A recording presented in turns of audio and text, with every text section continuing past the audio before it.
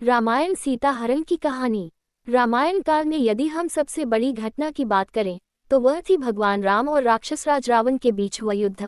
परंतु इस युद्ध के होने की वजह क्या थी, इस बारे में उत्सुकता होने पर हम ये जान पाते हैं कि राम रावण युद्ध का कारण था माता सीता का राक्षसों के राजा रावण के द्वारा हरण कर लेना, अर्थात सीता हरण।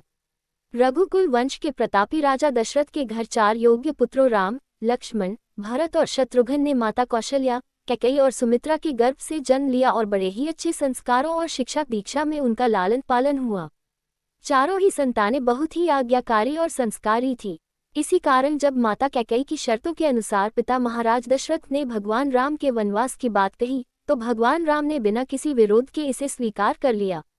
अपने पत्नी धर्म को निभाते हुए माता सीता भी उनके साथ वनगमन को तैयार थी और छोटा भाई लक्ष्मण भी भ्रातृत्व प्रेम के कारण अपने बड़े भैया राम के साथ वन जाने के लिए सजग हो गए। ये वनवास 14 वर्ष का था, जिसमें भगवान राम के साथ माता सीता और लक्ष्मण जी भी साथ थे। और यदि हम कहें कि इन दोनों के साथ होने के कारण भगवान राम की ये 14 वर्षों की वनवास की अवधि कुछ आसान रही, तो इस बात में कोई असत्यता नहीं होगी। परंतु इन 14 सालों की अवधि में वनवास के कुछ अंतिम दिन भगवान राम और माता सीता के लिए बहुत ही कठिन थे, क्योंकि इस दौरान माता सीता का रावण द्वारा हरण कर लिया गया था।